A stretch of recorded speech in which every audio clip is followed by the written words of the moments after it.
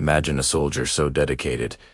He kept fighting World War II until 1970. While the rest of the world was listening to disco, he was still ambushing patrols in the jungle. This is the insane true story of Hiroo Onoda, the last samurai of the modern age. It all started in 1944, when the Japanese army sent him to Lubang Island in the Philippines. His commanding officer gave him a simple but terrifying order that would define the rest of his life. You are absolutely forbidden to die by your own hand, and you must never ever surrender. When the war ended in 1945, the Allies dropped thousands of leaflets over the jungle. Onoda picked them up, but his training made him believe they were just fake enemy propaganda. He convinced himself that Japan was still fighting and withdrew deeper into the thick mountains with 3 others. For the next 3 decades, they lived like ghosts, stealing rice and killing cows from local farmers. They kept their uniforms patched up and their Asaka rifles perfectly cleaned with coconut oil. Tragically, they continued to fight a real war against innocent civilians and local police forces.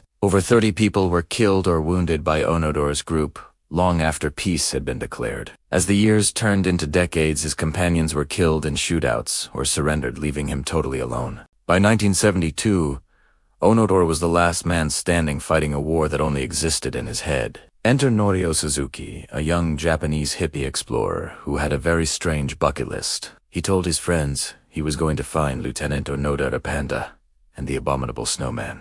Amazingly, Suzuki walked into the jungle and actually found the dangerous soldier waiting in the bushes. They became friends, but Onoda refused to go home, saying he needed orders from his superior officer. The Japanese government had to track down Major Taniguchi, who was now an old man selling books. They flew him to the jungle, dressed in an ill-fitting uniform, to read the official surrender order. The image is legendary, Onoda saluting and handing over his sword 29 years after the war ended. He wept openly when he realized that his squad had died for absolutely nothing in the end. He returned to Japan as a hero, but he felt like an alien in his own country. The modern world of neon lights, television, and soft living was too much for his warrior spirit. He eventually moved to Brazil to raise cattle, finding peace in nature rather than the chaotic city. His story is a complicated mix of incredible discipline and the tragic waste of a human life. It forces us to ask ourselves, how far would we go to keep a promise made in the past? Onoda proved that the most powerful prison in the world is not made of bars, but of beliefs.